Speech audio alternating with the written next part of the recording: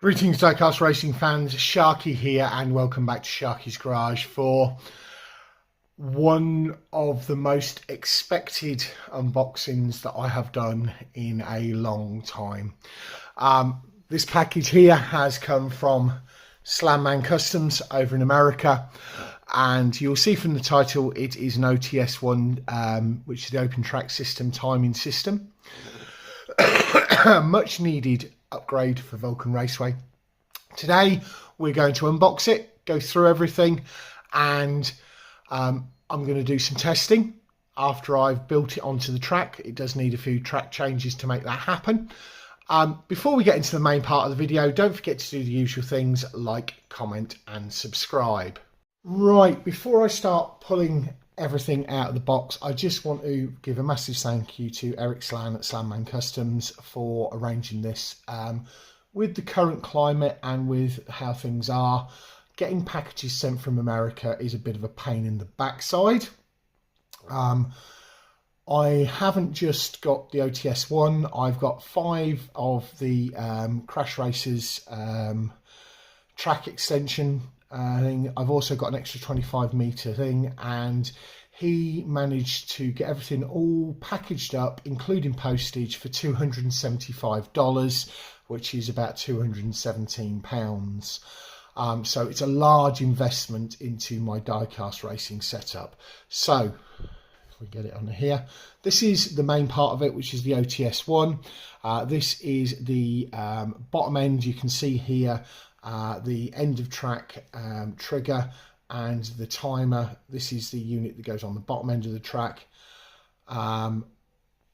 If you're in the US, not including postage, just for the OTS-1 it is $205. So to pay an extra $70 for the postage and the extra bits, I am very, very happy about. So massive thank you to Slanman Customs for all of that. Hopefully this video will help people to see about the system and will help them to make the decision to purchase. It took me a while because obviously for me it's the extra issues about the extra tariffs at the moment and custom taxes and all of that. So it was very smooth. Eric did an amazing job. I had no problems with UK Customs and just wanted to thank him for that. Right, let's get into the actual bit of the unboxing. Right, so neatly packed package. Inside we have which hopefully everybody can see. He also has a bricks and mortar address where you can go in, and he's got lots of Hot Wheels for sale and all the rest of it, which is there. I have had everything out because I've needed to work a few things out. I've got a couple of those. We're working on some billboards for around the track. Right, what have we got in here? So we've got multiple little packages. This is the lights, 3, 2, 1, go. Which go, and you can see there they've got the twin on there to go into the bottom of the Crash Racers track. There are Crash Racers extenders. I will be possibly using one of those today, I don't know, because I have pulled out some pieces of Crash Racers track. It does come with 2 of these, obviously set up for the US system. It is USB powered, so I believe I can use a USB hub and a UK USB to actually power this up, so we should be able to try that in a few moments. Here is the bottom end, so you can see here top end light grey, bottom end dark grey. This has got the timing system in it. It has got the sensor bar, and it has got the actual display for the times across here. So I think that comes off there and that leaves that on there. I think that's just sellotaped over. I'll have a look when I open it in a second. Here is the other part of it. This is the new system, so instead of having a button, it's got a remote, so it's got a thing on there. This here takes a slot in for the original sort of Startgate type systems, or as Eric said to me, just use some Velcro or double-sided thing to stick it down to attach that. I'll go through all of that in a second. Extra connector here. I think these are almost what we call telephone connectors in the UK. But this works with the 25-meter extension, so I've essentially got 25-foot extension. So I've essentially got the capacity to run 50 foot between the top and the bottom. Right, that's everything unpackaged. So we've got the top end of the track stuff here with the remote for the Startgate, which uses this, which plugs into this. It's the power. We've got 2 USB powered units, so I may need to look at potentially getting a slightly longer one. I just need to make sure I've got the right connector on the end of it to power that, because then I don't have to have this hanging about in the air, because my Startgate is quite elevated. I am going to have to make a slight adjustment to the track, but we'll talk about that in a later portion of this video. Not going to need these 2 bits because obviously in the UK, but it's nice for those in America that are. I'm not going to need the extra 25 meters or 25 feet at this point, because where the start gate and the finish gate are currently on this track are not that far apart, but I have it ready for the future. Obviously future proofing stuff.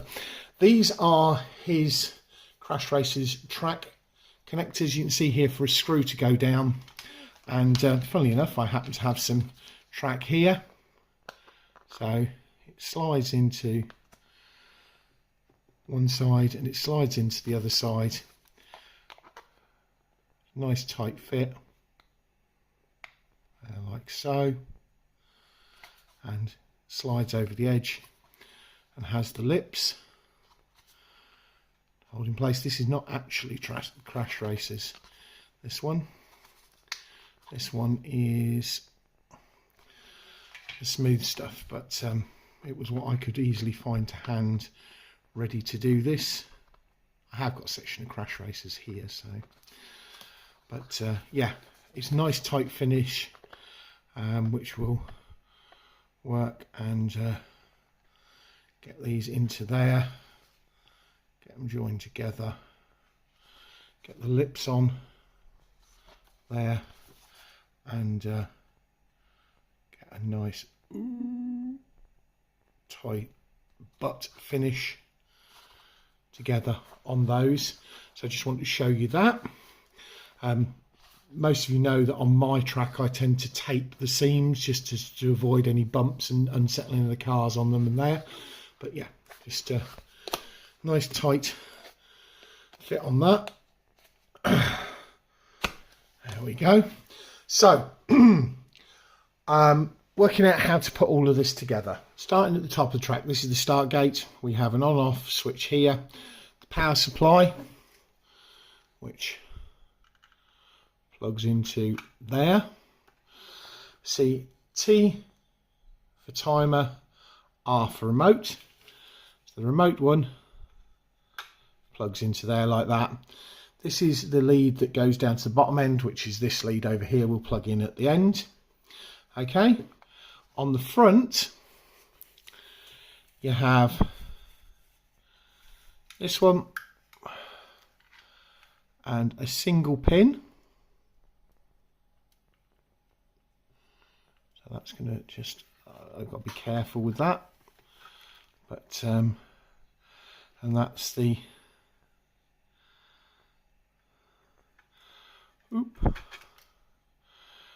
those lined up. There we go. So that's for the start lights. So we have drops here, load from this way, drops, this holds the cars and then lets them loose. It's designed as well to go into the loop of the standard Hot Wheels track with the round connectors. Yes, so that's cool there. So that's the top end of the track. Bottom end of the track, we have more things because we have the sensor bar. I do need to check to see whether I can actually paint this section for a checkerboard or just white, and whether that will affect, because obviously I believe it's a light brake sensor that goes across there, and that plugs into this one here, I believe, because again the other side we've got the timer display, which has, I've left it on for now, very nice cover.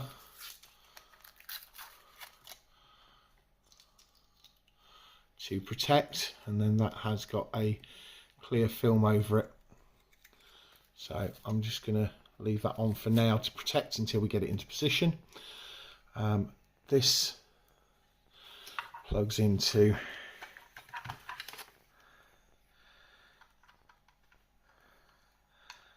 there like that, and again we have the single pin connector. Let's get those lined up. Sorry, trying to do everything on camera. Then out of here you've got the power supply in this side,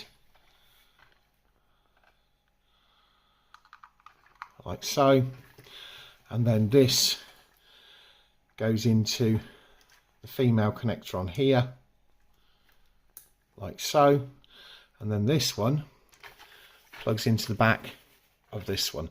So I've got some bits of track here. I will use the box, I will set up a little thing and then come back to you. Right, I have got it all set up now. I don't know whether the distance between the two is long enough, but we've kind of done a little bit of testing. 0.712 is what this has been running, which is my Lotus. As you know, we're quite well known for my Lotus here, and then after this I'm going to get it set up on the actual track, and I'll show you what the bits and pieces needed for that are. So there's two modes with the switch on the back here, both are on. This is with the lights, the other one is without the lights. So I'll show you with the lights first because it's more thing. So if I move the button into the thing, press the button, 3, 2, 1, race. Now that didn't read at the bottom end of the thingy there, which I think is due to that. I've had that a couple of times. I'll try that again.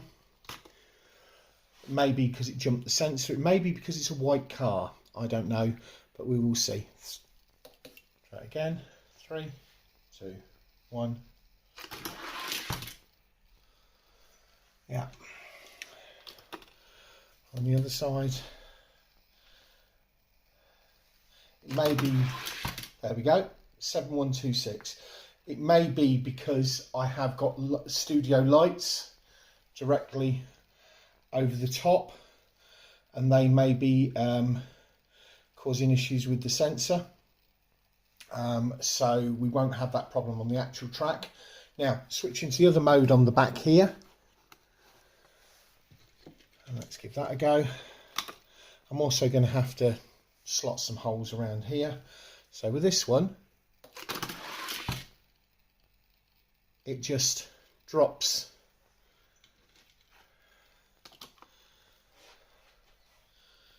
So it just drops.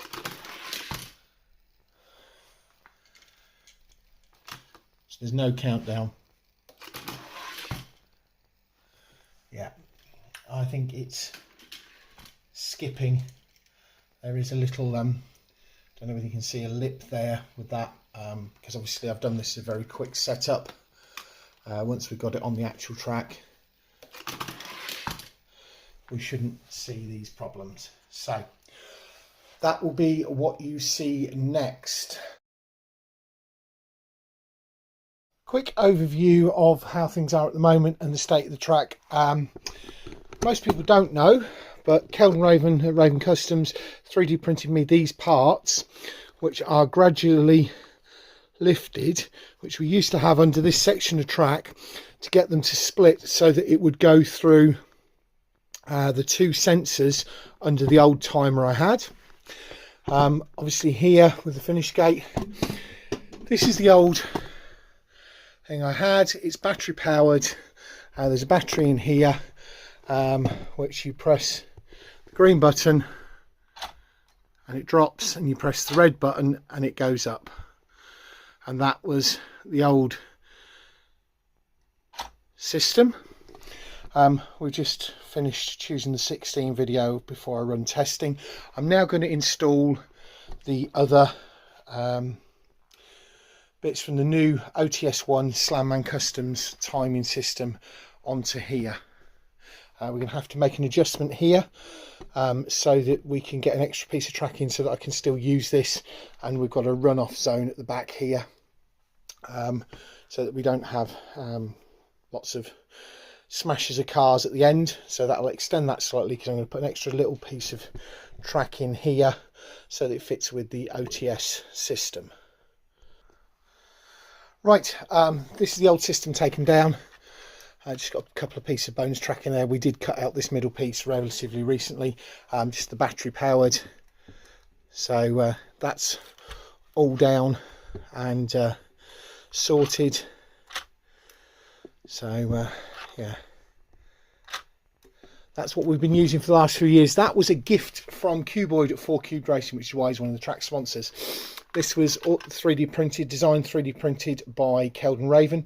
If you look for Kelvin Golem on Thingiverse, you will find this 3D print file that you can download, and also the ones, some other ones that he's done for us for the track.